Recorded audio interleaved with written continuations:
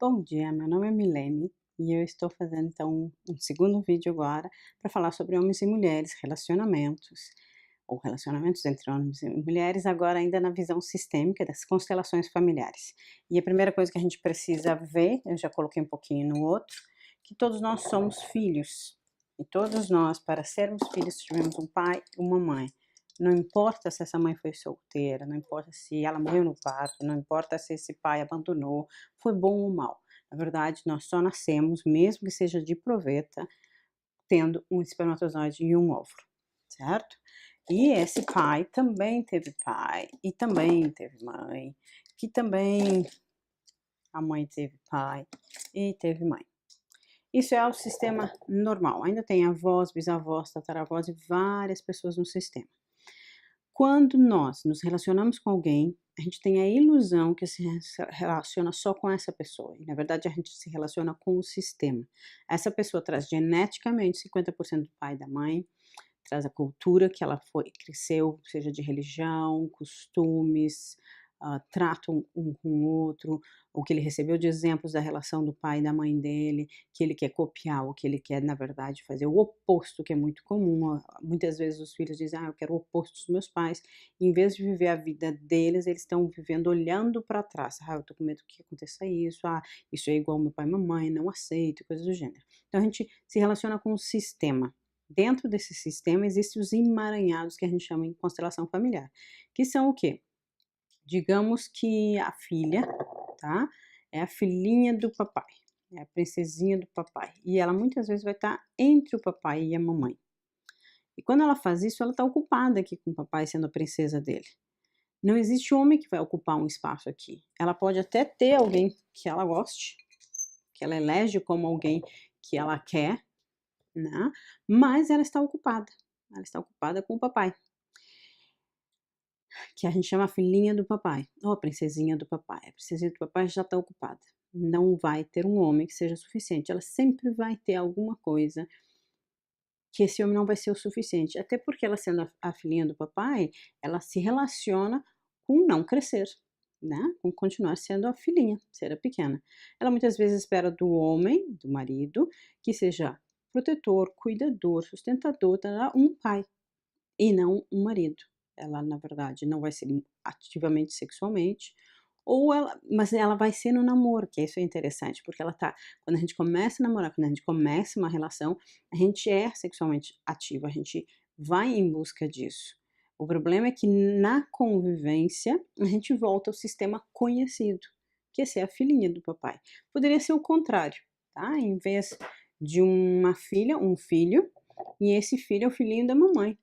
É muito comum isso, por exemplo, quando os pais se separam e o filho passa a ser o parceiro da mãe. Então ele já está casado aqui. Pode até surgir alguém na vida dele, mas ele nunca vai estar inteiro, porque ele já está ocupado com a mamãe, é o filhinho da mamãe. E outra forma de falar isso seria assim: tá o pai e a mãe, tá? E em vez de ele olhar para a mulher, ele olhar para a mãe, ele cuida da mãe. E algumas mães fazem disso por uma vida toda. Por exemplo, ela se separa do marido e o filho passa a ser o companheiro para ela falar dos problemas, para ela reclamar do pai dele, para não sei o que lá. Ela bota o filho no lugar de parceiro dela. Esse filho escolhe alguém, começa a se relacionar e casa com alguém, às vezes antes do casamento isso já está bem claro, nem deixa a criatura chegar a casar.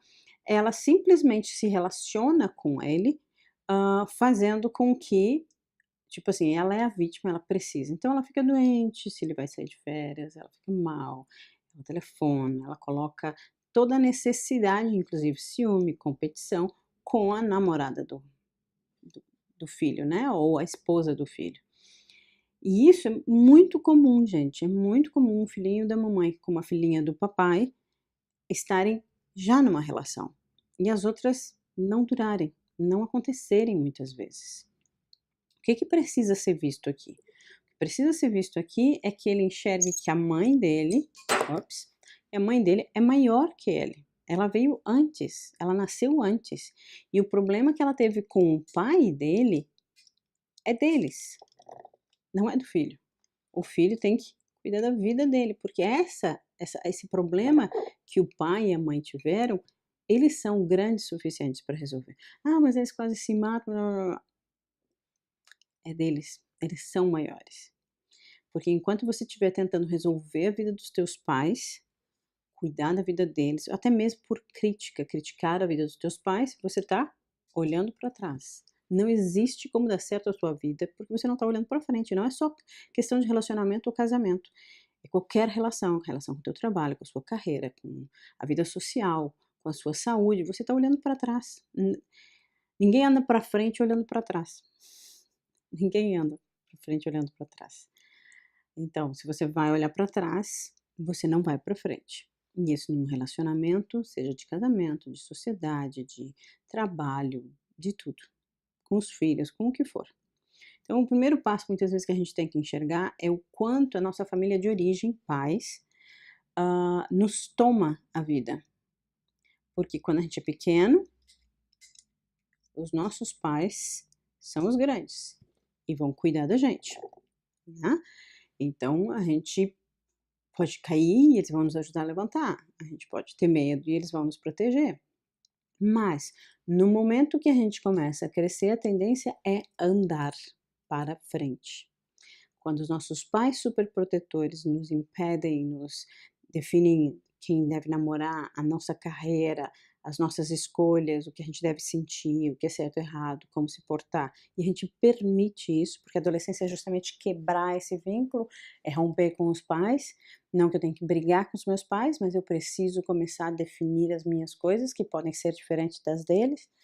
Quando eu não permito isso, porque sempre fui protegido, porque sempre me colocaram medos, e eu permiti isso de alguma forma, eu não ando, eu não vou para frente. Então, volta e meia, que é o mais comum de acontecer, deixa eu colocar aqui alguns exemplos para que vocês entendam melhor.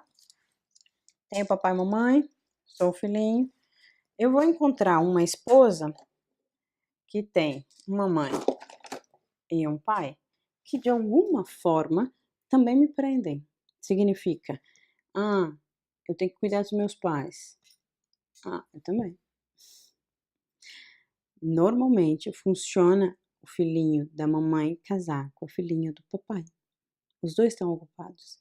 E no princípio isso funciona, porque nenhum está para o outro, nenhum está lá para a relação. Eles estão nos seus sistemas e arranjam uma companhia, porque a sociedade pede que case, tenha relacionamentos e tudo mais, que esteja tão ocupado quanto ele. A única forma de eu começar uma relação real é quando eu começo essa relação, eu posso olhar para meus pais e dizer: "Muito obrigada por tudo que vocês me deram, da forma que me deram, enquanto me deram, por favor, continue me abençoando, mas nesse momento eu escolho formar a minha família. Eles vão continuar sendo seus pais e você é grato por isso, mas agora a prioridade é a família que você se torna responsável, que é a família que você forma". Tô quase morrendo aqui, né, porque o filho tá se despedindo. A mesma coisa a filha. Ela precisa olhar, principalmente se ela é filhinha do papai, assim como o filho olhar para a mãe, se ele é o filhinho da mamãe, e olhar para o pai e dizer: "Pai, você é apenas meu pai, e somente meu pai. Eu sou a filha perante você. Mãe, eu sou a filha perante você. Agradeço tudo que vocês me deram, como deram, enquanto deram, mas nesse momento eu faço a opção de formar a minha família, a qual eu vou cuidar, a qual eu sou responsável", porque é esse núcleo que você passa a ser responsável, não pelos seus pais. Milena, mas meus pais são velhos, meus pais são doentes, meus pais são não sei o que lá, parará, parará. Certo, eles são, e você pode ajudar eles como filho. Agora, quando você prioriza a família dos pais, não, eu tenho que ficar lá, porque senão eles vão brigar, porque eles vão se bater, porque eles vão se matar. Quando eu estou fazendo isso, eu não estou no meu casamento. E se eu tiver filhos, eu também não estou para os meus filhos, porque eu estou ocupada com a família de origem. Não tem como ser feliz, então não tem como você fazer seus pais felizes. Por quê? Porque a única felicidade de um pai e de uma mãe, que são pais e mães realmente, com amor, é que os filhos cresçam e sejam felizes. Se os seus pais esperam que você esteja para eles ou cuide deles, você não vai se realizar. Então pense bem sobre essa dinâmica. Eu vou fazer um próximo vídeo ainda para amanhã de manhã sobre as próximas dinâmicas e como a gente pode ir solucionando elas, mas se deem conta que para estar com alguém, eu preciso largar o passado. Eu preciso entender que meus pais são maiores que eu e que dão conta da vida deles, mesmo que você não acredite. Eles são maiores que você, né? Vieram antes. E que você precisa estar presente. E às vezes eu sei que é difícil.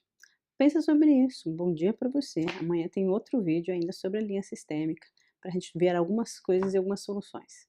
Beijo.